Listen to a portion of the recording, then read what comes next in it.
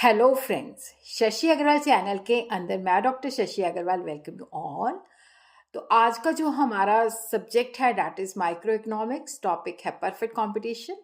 Perfect competition के अंदर जो इम्पोर्टेंट क्वेश्चन है वो मैं आप लोगों के साथ शेयर कर चुकी हूँ। इसके अंदर एक और बहुत इम्पॉर्टेंट क्वेश्चन है दैट इज एक्सप्लेन और discuss the equilibrium of industry under perfect competition. तो एग्जाम के अंदर जो है डैट मैटर्स ए लॉट के हम किस तरह से इसको लिखते हैं।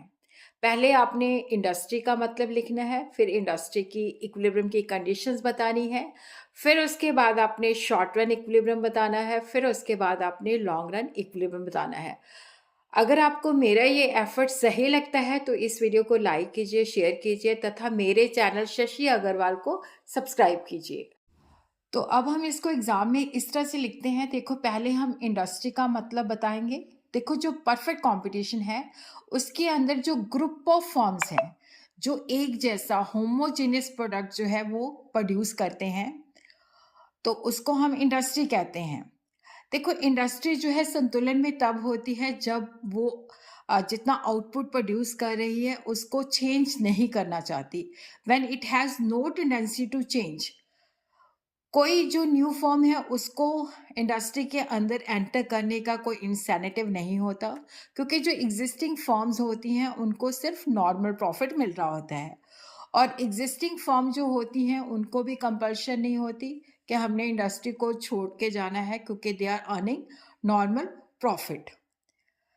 तो अब हम देखते हैं कि what are the conditions of industries equilibrium. एक तो कांस्टेंट नंबर ऑफ फॉर्म्स है कि जो इंडस्ट्री के अंदर फॉर्म है ना तो इंक्रीज होता है ना ही डिक्रीज होता है, ना तो कोई न्यू फॉर्म एंटर करती है और ना ही ना ही कोई पुरानी फर्म छोड़ के जाती है। और उसी तरह जितनी भी फॉर्म उस इंडस्ट्री के अंदर होती हैं दे आर इन इक्विलिब्रियम। ना तो वो अपना आउटपुट इंक्रीज करना चाहती हैं ना ही वो अपना आउटपुट डिक्रीज करना चाहती हैं। ये प्राइस मेकर है, जहाँ पे डिमांड और सप्लाई के द्वारा प्राइस डिटर्मिन होती है। उसी गिवन प्राइस पे फर्म जितना चाहे सेल कर ले। पर शॉर्ट रन के अंदर जो इंडस्ट्री है वो कभी भी इक्विलिब्रियम में नहीं होती। जैसे फर्म बी है तो इसको सुपर नॉर्मल प्रॉफिट मिल रहा है, उसी तरह हम देख रहे हैं जो फर्म सी है इसको लॉस लग रहे हैं। तो शॉर्ट रन के अंदर जो इंडस्ट्री होती है that is not in equilibrium. Long run के अंदर देखो क्या होता है कि इंडस्ट्री जो होती है संतुलन में होती है।